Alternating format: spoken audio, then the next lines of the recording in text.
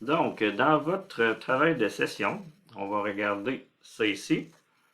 Donc, premièrement, ici, dans le problème de recherche, il faut élaborer davantage. Donc, il faut avoir une page minimum où on décrit l'entreprise. Donc, une page facile. On pourrait ajouter beaucoup plus d'informations sur Vidéotron. Incluez également des notes en bas de page à chaque fois que vous citez des sources. Donc, quand vous dites les finances de l'entreprise ont-elles un lien avec la qualité des services à la clientèle, marquez virgule, et ce auprès des clients de la région de Victoriaville, la région des Bois-Francs. Donc, identifiez la population de votre sondage ici. Donc, dans l'hypothèse de recherche, maintenant, vous dites oui, les finances du Vidéotron sont largement influencées par la qualité du service à la clientèle.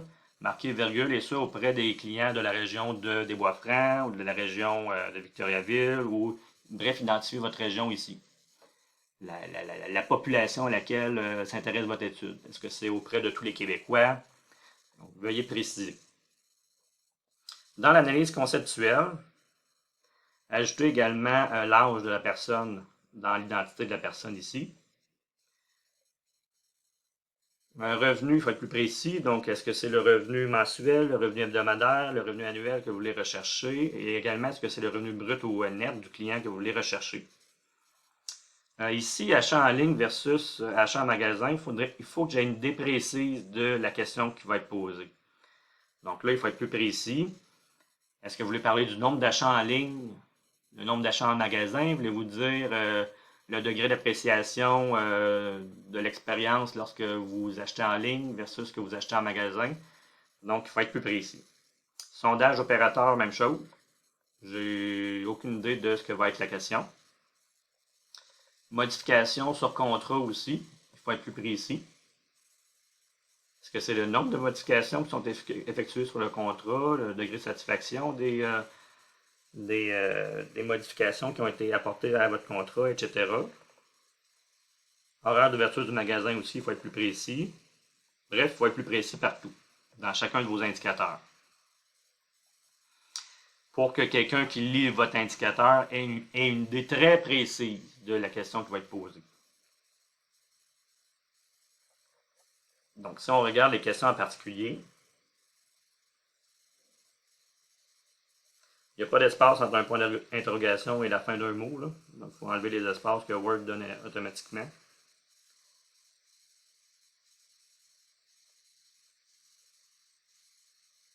Donc, le sexe, bon, selon l'état civil, je préférerais qu'on ajoute une troisième catégorie neutre ou autre. Ça serait possiblement mieux neutre. Il faudrait se renseigner dans les sondages qu'est-ce que l'on fait généralement. Donc, à vous de vérifier ça. Et on va enlever selon l'état civil.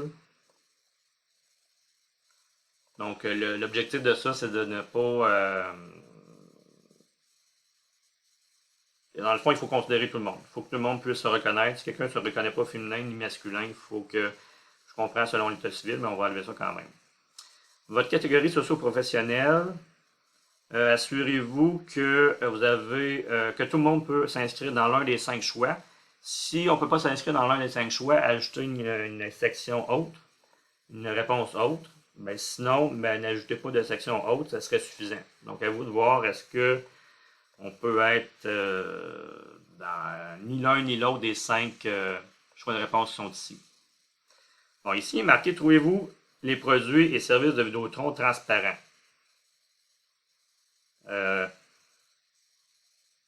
Oui, très clair. Oui, très flou. Non, très flou. Cela dépend des services. OK. Mais ajouter une question supplémentaire pour les personnes qui vont répondre cela dépend des services. Donc, à ceux qui vont répondre ça, ils vont répondre à une question supplémentaire qui va être la suivante. Lesquels les services trouvez-vous et produits de Vidéotron que vous trouvez transparents? Donc, vous voulez savoir aussi, ouais, mais de quel service, là, il parle, là, si ça dépend des services. Également, marquant en parenthèse toutes les options de services que Vidéotron offre. Donc, l'installation, dépannage, etc. Mettez ça en parenthèse également ici. Les produits aussi, énumérez-les tous entre parenthèses pour qu'on ait une idée précise de, ouais, donc, veux-tu répondre très clair ou très flou? De quel produit qu'il parle? C'est quoi les produits de Vidéotron? Quels sont les services de Vidéotron? Donc, il faut être plus précis à ce moment-là. Bon, connaissez-vous les services proposés par Vidéotron?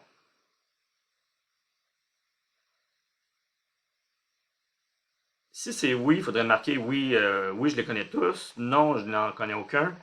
Et même principe, si quelqu'un répond quelques-uns, vous allez ajouter une question suivante qui dit de quel service là, vous connaissez. Là. Okay? Puis quand vous parlez des services ici, mettez-les en parenthèse. Là. Ben, vous les mettez en parenthèse, mais pas de 3 petits points. Là. Énumérez-les quand même tous là, pour qu'on ait une idée précise.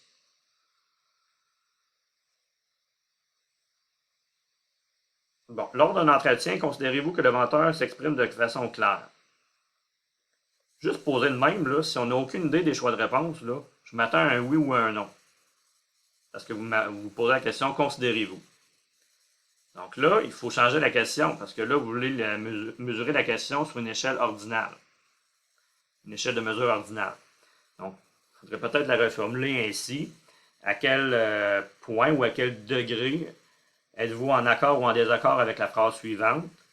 Lors d'un entretien, avec un vendeur ou une vendeuse, ce dernier ou cette dernière s'exprime de manière claire ou de façon très claire. Donc là, les choix de réponse vont être tout à fait en accord, plutôt en accord, plutôt en désaccord et tout à fait en désaccord. Donc là, ça va être mieux ainsi. Donc, n'oubliez pas de fournir les deux options là, de masculin et féminin dans vos questions, le vendeur ou la vendeuse. Les horaires du magasin correspondent-ils à vos besoins? Horaire, est-ce un nom féminin? Si oui, il faudrait marquer correspond-elle à vos besoins? Même chose, les espaces, il n'en faut pas. Là, je m'attends à un oui et à un non. Là. Les horaires du magasin correspondent-elles à vos besoins?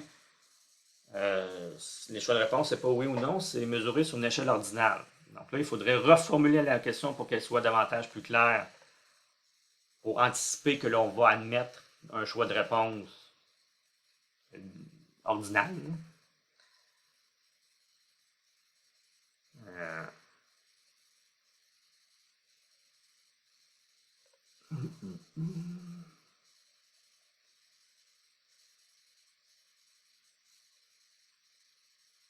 Je ne sais pas si ça serait intéressant de poser une question supplémentaire pour ceux qui répondent très restreint ou pas du tout. Une question supplémentaire à savoir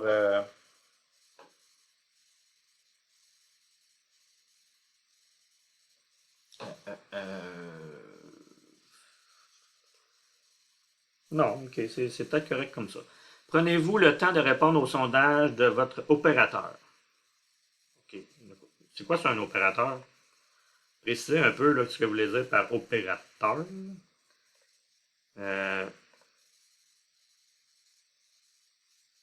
Puis premièrement, il faudrait poser une question préliminaire, à savoir est-ce que vous faites interpeller régulièrement ou vous êtes-vous fait déjà interpeller par un opérateur ou par un je ne sais pas qui là, pour répondre à des sondages. Les personnes qui vont répondre non ne répondront pas à cette question-là ici, sur la fréquence à laquelle ils se font interpeller ou à laquelle ils répondent à leur sondage.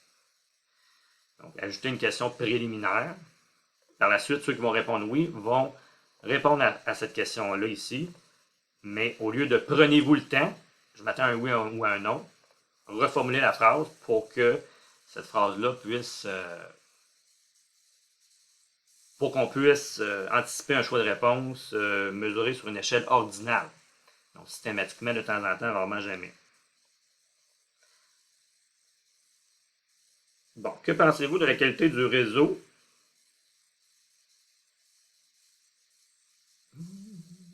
Du réseau Internet de Vidéotron. Donc là, il faudrait, à chaque fois que vous avez une question, là, ramenez-vous à Vidéotron. Donc, juste pour être bien certain, on parle bien de Vidéotron ici. Ouais, bon. Donc, à chaque fois que vous posez une question, assurez-vous de dire, bon, vous êtes déjà arrivé de payer des factures, de payer en retard vos factures de Vidéotron. Donc, déjà là, ça va mieux situer le lecteur, le répondant. Même chose, vous êtes déjà arrivé, je m'attends à un oui ou un non, on reformule la question. Ici, vous avez jamais et vous avez 3 choix de réponse qui sont quand même à l'occasion et plus. Donc, le choix de réponse n'est pas balancé. Ce serait peut-être mieux d'avoir jamais, rarement, occasionnellement, souvent, toujours. Donc, ça serait peut-être un peu mieux gradué. Un peu plus balancé ici. Bon, à quelle fréquence vous présentez-vous à la boutique de Vidéotron, à une boutique Vidéotron?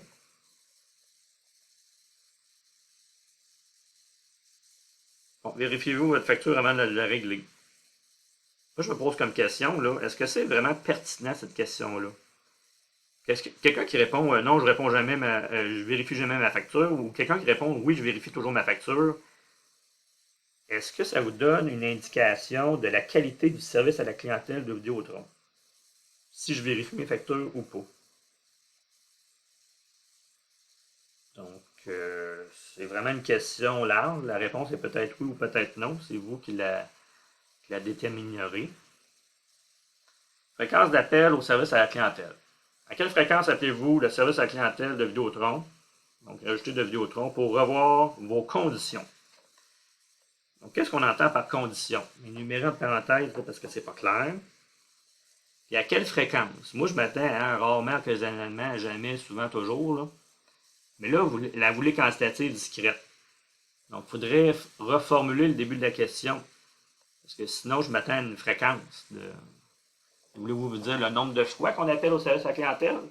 Puis si c'est le nombre de fois, ben c'est un nombre de fois par jour, par mois, par semaine, par année. Donc, il faudrait le préciser pour avoir une idée précise des réponses et pour que vous puissiez être capable de les comparer entre elles. Combien de services? Même chose, mettant en parenthèse le nombre de services pour qu'on ait une idée précise. À quelle fréquence faites-vous des modifications sur votre contrat? Même chose, à quelle fréquence? Je m'attends à rarement, souvent, occasionnellement, jamais. Je me demande, quelqu'un qui dit je m'attends à une fréquence de une fois, je m'attends à un nombre de modifications de 5 fois sur mon contrat. Est-ce que quelqu'un qui fait 5 modifications sur son contrat versus quelqu'un qui en fait une seule modification, est-ce que ça vous donne une idée des finances de l'entreprise? Ben, si vous dites qu'une personne qui fait 5 modifications, ben, génère plus d'argent, ben là, OK, cette question-là serait pertinente, effectivement. Plus qu'on fait de modifications, plus qu'on est payant pour Vidéotron. Si vous voyez ça comme ça, vous pouvez la laisser.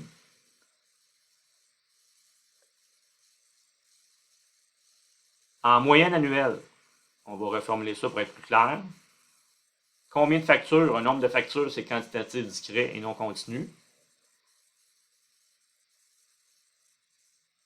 Quel est le montant de votre facture annuelle? Il y a des fautes d'orthographe, fautes de français.